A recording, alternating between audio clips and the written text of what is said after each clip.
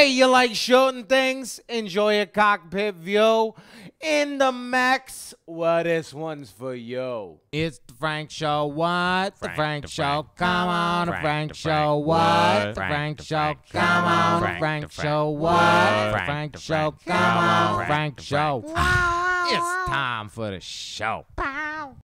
So I definitely hyped this one up a bit, and for good reason. At its core, Code 51 Mech Arena is a solid game with engaging, immersive, and intense gameplay, but some minor issues keep it from being a perfect title it very well could be. First off, let's talk a little bit about the current landscape of PSVR multiplayer games, which is sadly in a foul state. When a game first releases, there are always a handful of people live on day one or in the first week. This, in my opinion, appears to be the most integral point in a PSVR game's life. Unless the gameplay is of sufficient quality, your average gamer isn't going to look into updates daily and most likely will never hop back on again. Now, there still be players that love the game and try to stick with it, but at some point, let's say a month after release, something new will inevitably come out and we restart the cycle.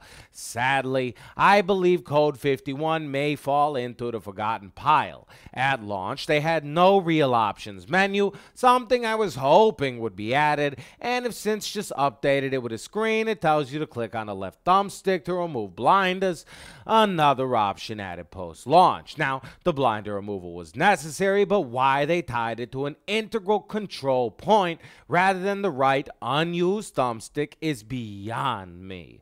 There is also no built-in audio communication, and I know a lot of you have no problem with that because you party up, but because there's no matchmaking at this point, it's impossible to make sure you all end up in the same 4-player online match. All that being said, when you find one of those mechs that works for you and you get in a zone with 3 other people or bots, the gameplay is extremely satisfying. It feels great to fly up over the map, go invisible, blast missiles, or boost left and right to dodge them. It's a game where the right mech with the right play style, you can destroy the competition.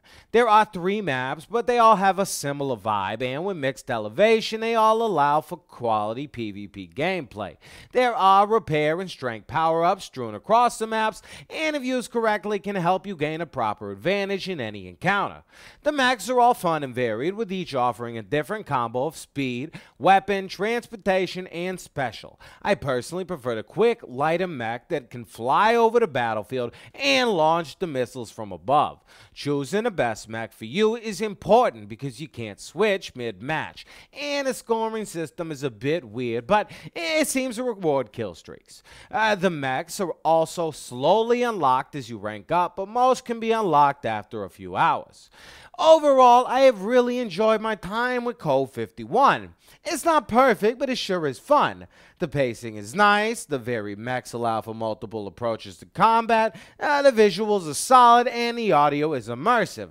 Sadly, the issues with matchmaking, awkward comfort controls, and just some standard here and there fixes make it a real turn-off to many players. Luckily, the developers have been great with responding and even got to the initial blinded patch pretty fast. So, I'm hoping they'll work to fix most of the other issues in time. Sadly, it still may not be soon enough.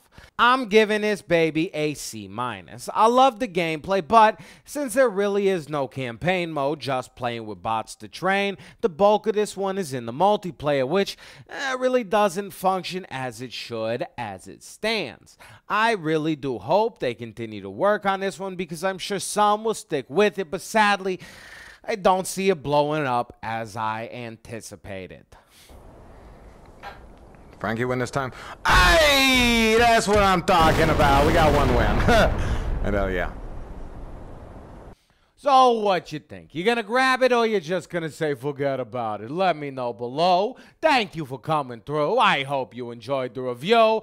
And more importantly, if you're new to this channel and want to stay up to date on everything PlayStation VR and you don't mind this ugly mug, friggin' subscribe. I mean, come on. Smush. It's the Frank Show. What? The Frank Show. Come on, the Frank Show. What? The Frank Show. Come on, the Frank Show. What? The Frank Show. Come on, Frank Show. It's time for the show.